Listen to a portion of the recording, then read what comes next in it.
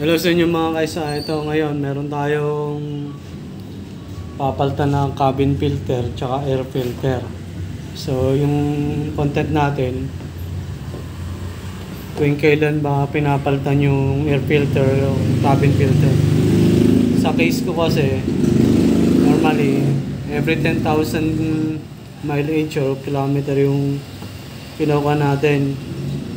Or pwede nyo rin detect kung sobrang dumi na siya, kailangan nyo ng palitan.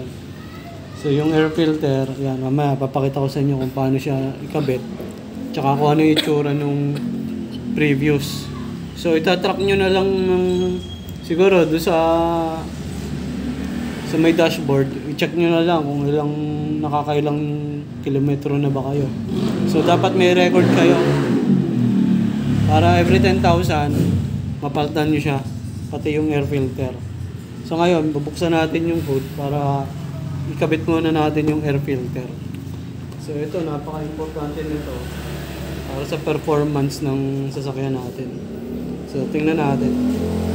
Buksan ko muna yung hood. Kapain nyo lang dito sa ilalim yan. Pag tumunog yan, yun o. Hilahin nyo lang. Kapain kayo dito.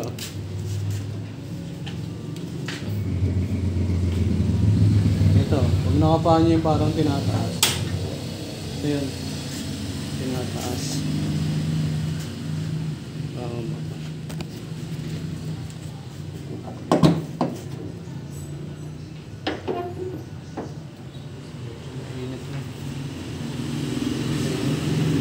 So dito yun, bubuksan kayo dito. Yun. Angat nyo lang to. Angat nyo lang itong dalawang to. Tapos yan. Bubuksan kayo dito.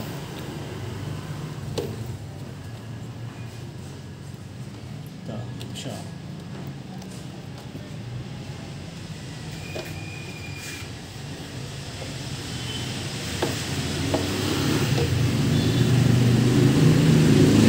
Yan, ganyan kadumi yan.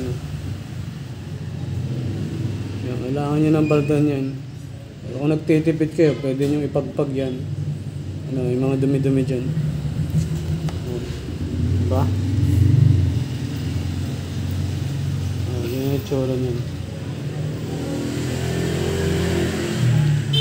Ito nyo.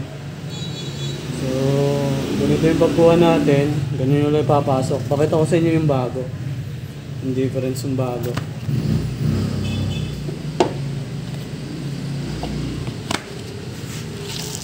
Ayun o. Ito yung bago. So makikita nyo yung difference. Sobrang itim na nung isa. Malalaman nyo naman kung paano ipapwesto yun. Pag ganun lang naman eh. Dali lang magkabit nyan. Kung hindi pa kayo nakaka 10,000, pwede nyo rin namang i-check yan. Iangat mo lang yun eh.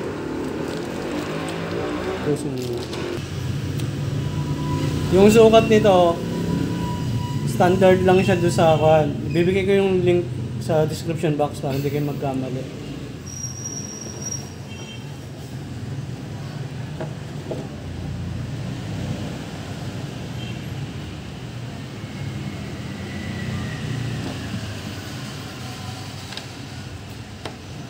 Ganyan lang.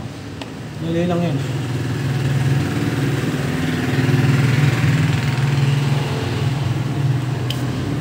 Tapos ngayon,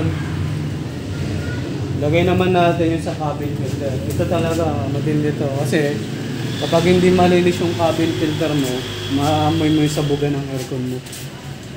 Pakita ko sa inyo kung gaano kalala ito. Tanggalin nyo muna yung laman nito. Dito yung sa cabin.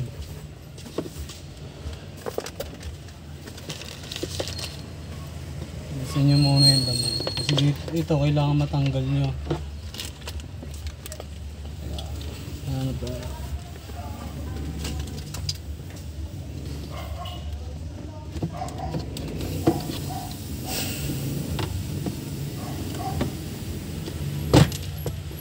Ito yung una nyong ipopush. Malambot lang naman yan. Tapos higitin nyo lang. Goma lang yan. Maya, turo ko sa inyo kung paano ikakabit.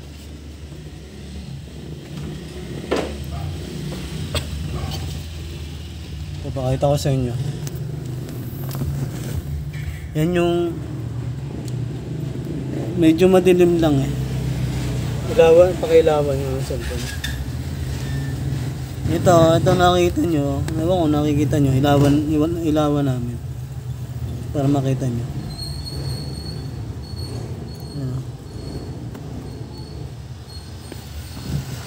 Yan. Ito yung cabin filter. Dito, tatanggalin nyo lang yan. Madali lang tanggalin yan. Ano. Ito yung takip. Tinanggal ko yung takip. Pinush ko lang yun. Tapos hihilahin nyo lang to. Yan. Yan, hilahin nyo lang. Yan yung palatandaan nyo na ito yung harapan. May number. Yan yung harapan.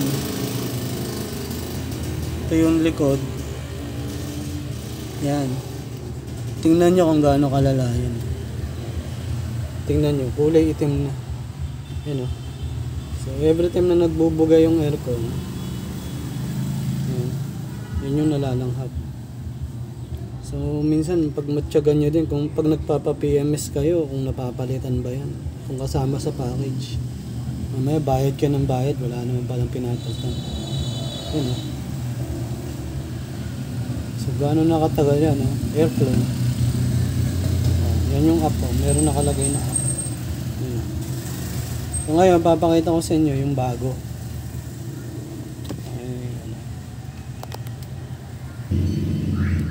Papakita ko sa inyo yung bago. Tapos yung isa, sobrang itim mo. So kaya minsan nagkakasakit at nagkakaubo tayo dahil dumadaan dito, nalalanghap natin. So mamaya i-start ko mamaya sa kaya makita natin yung difference kung gaano kabaho yung noon saka yung ngayon. So ngayon, ito. Papasok nyo lang, ito lang yung nakatapat. Kung paano yung pinasok kanina, ganun lang.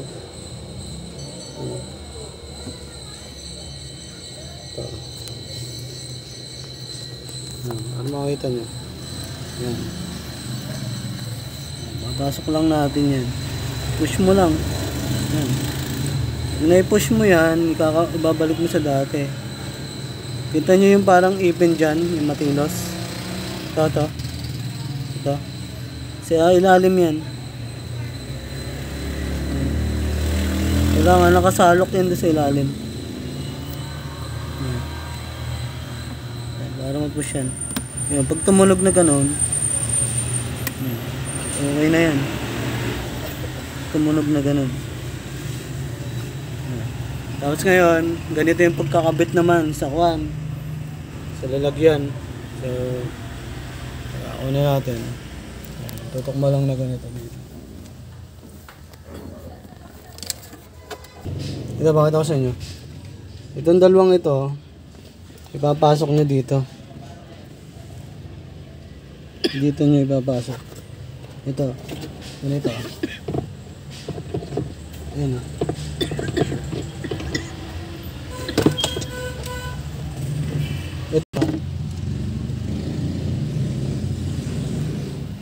Ito, kita nyo to. Ito, ang dalawang to. Ito, dun nyo ipapasok. Yan, nakaganyan. Pag nakaganyan na, ito yung una nyong itutulak. Yun, papersahin nyo lang. Kasi goma naman yun, malambot yun. Ingat lang kayo, naipit nga ako. Ngayon, mag-start na tayo ng sasakyan. So, pause ko muna. Ito na, start natin.